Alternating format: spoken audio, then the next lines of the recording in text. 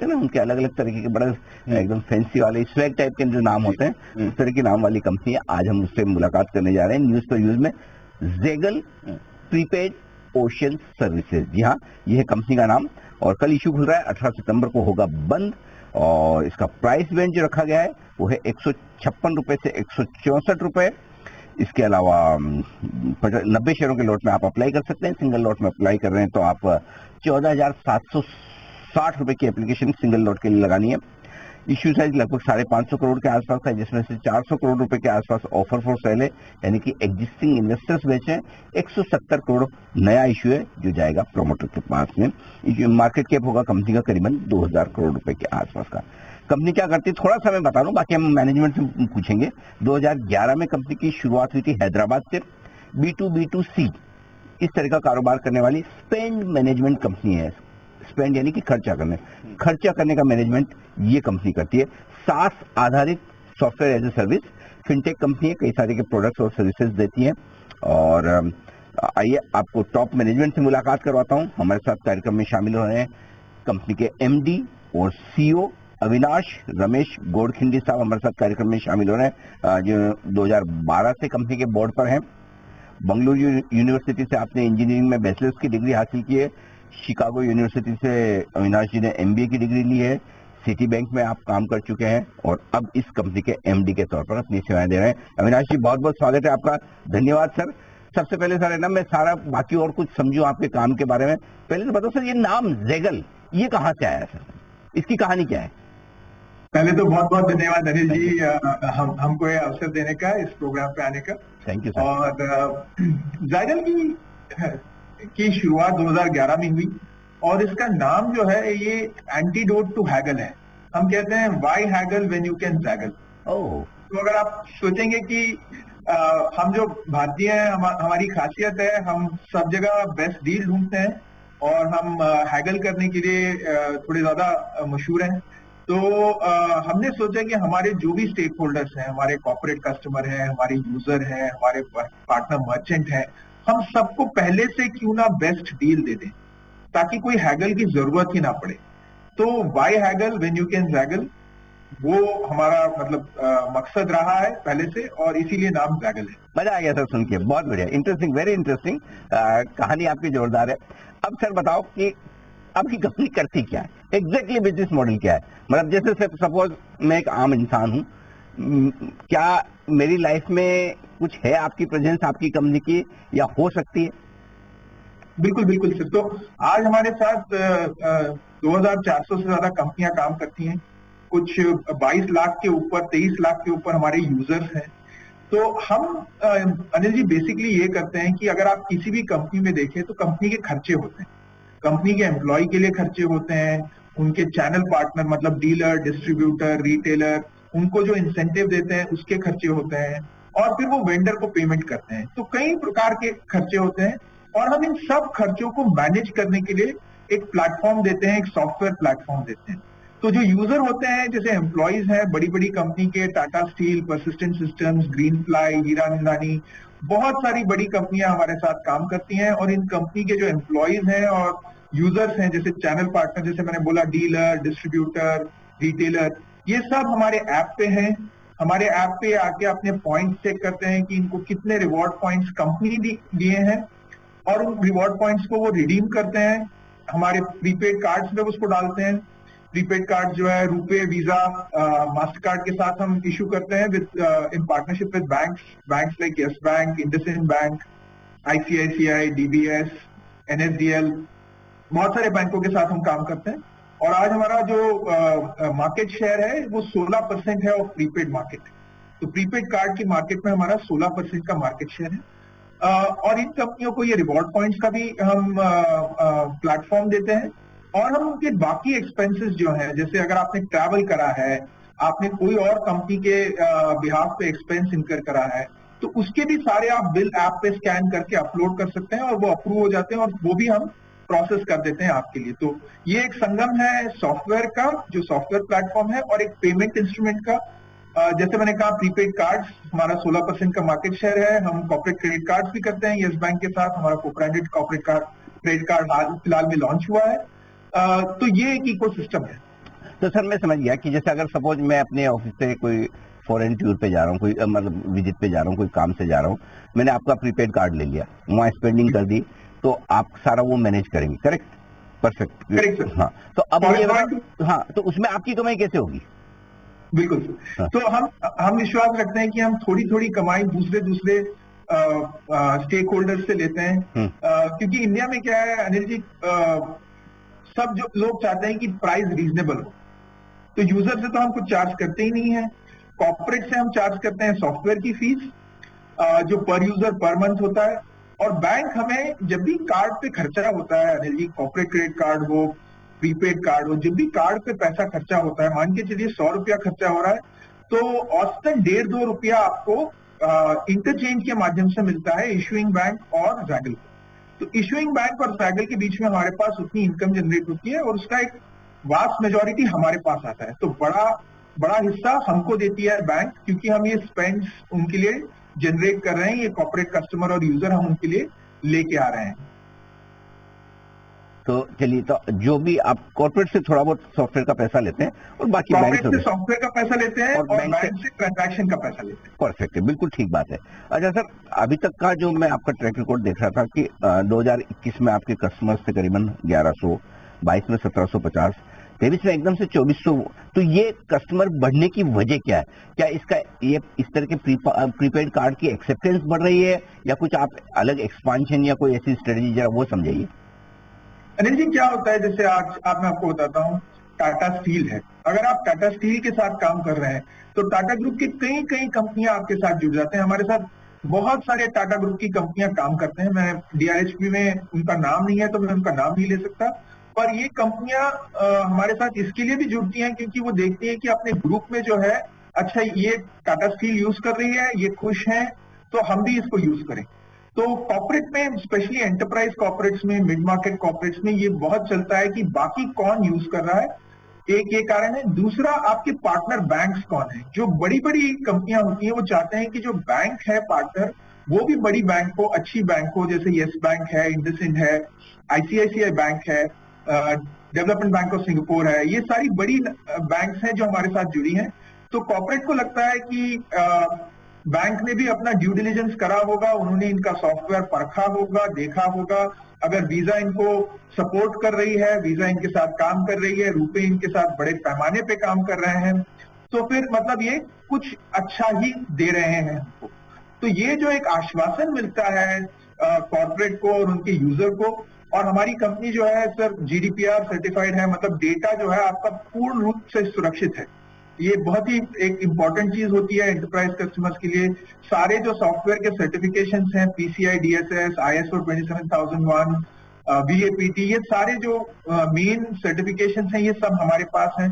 तो इससे भी जो एंटरप्राइज कस्टमर्स हैं उनको बड़ा आश्वासन मिलता है, बड़ी सुकून मिलती है कि हाँ, हमारे एम्प्लॉयज का, हमारे यूजर्स का जो डेटा है वो एकदम सेफ है, और इसकी वजह से हमारा बिजनेस बहुत तेजी से बढ़ा है। अविनाश जी, एक चीज बताइए मुझे, मैं आपके इसमें देख रहा था कि आप 300 करोड़ रुपए का खर्चा करने वाले हैं कस्टमर एक्विजिशन और रिटेंशन पे अगले 3 साल में, राइट सर?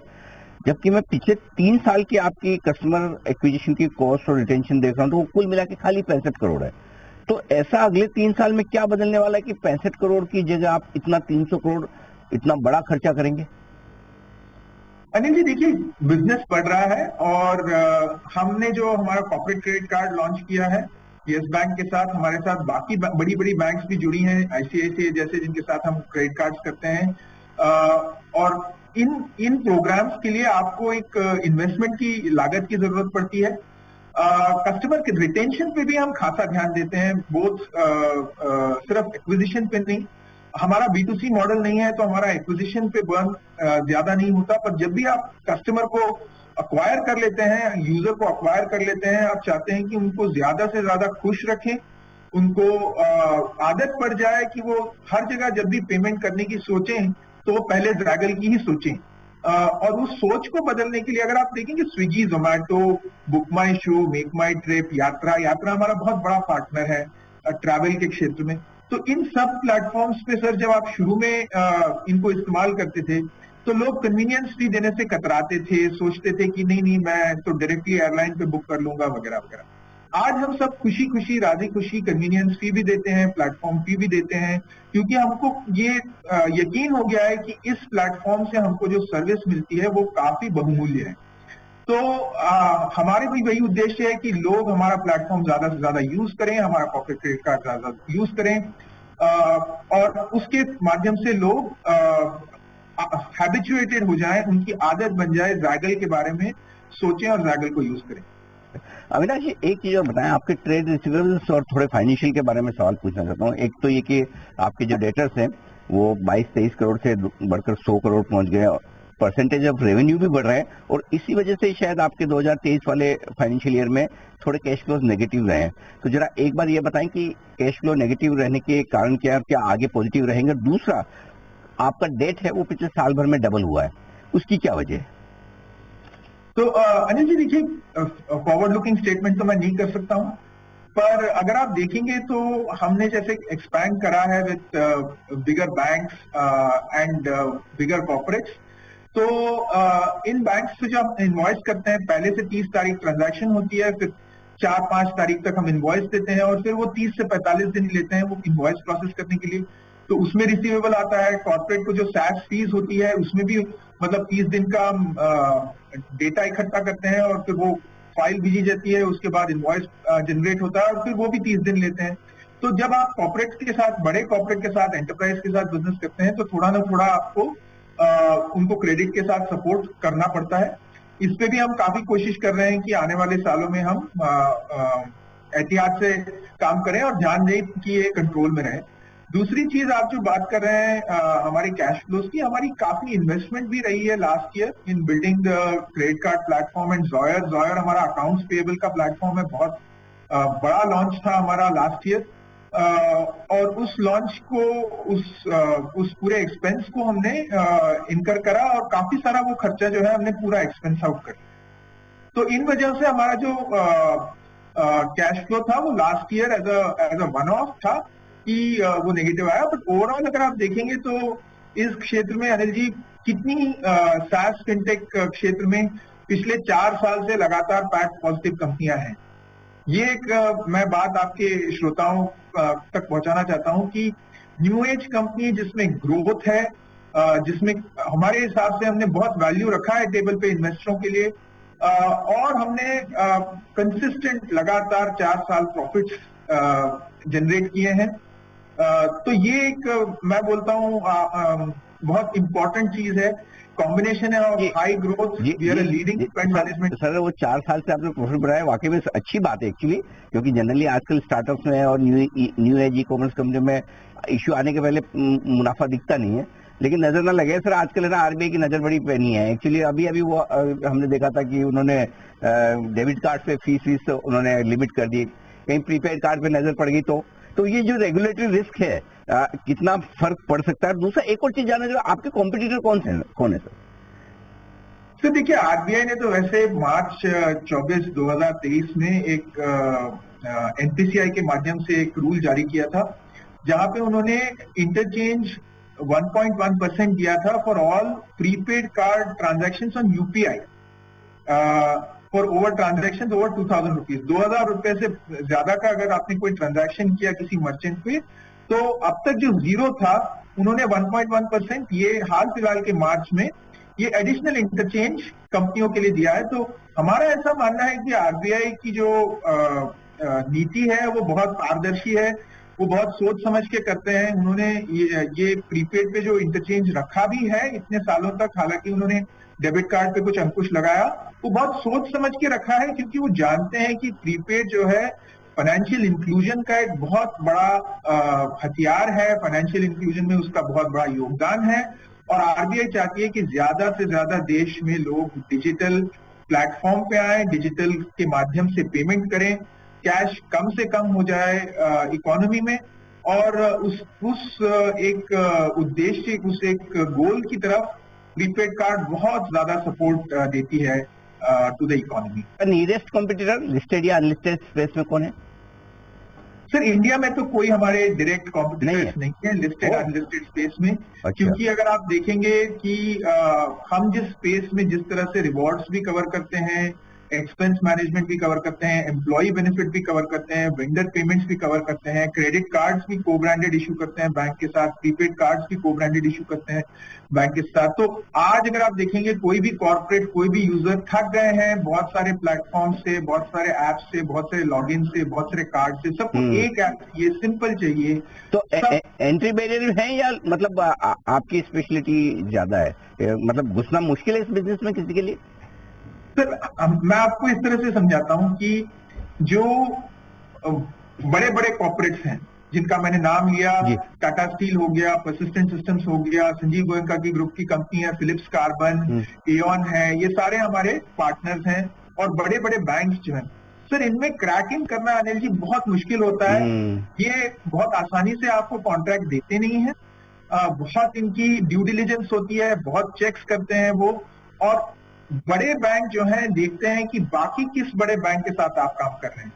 बड़ी कॉर्पोरेट जो है वो देखती है कौन से बड़े बैंक के साथ काम कर रहे हैं, आपका सॉफ्टवेयर कितना अच्छा है, आपकी सिक्योरिटी कितनी टाइट है। सिक्योरिटी एक बहुत बहुत ही इंपॉर्टेंट चीज बनती जा रही है।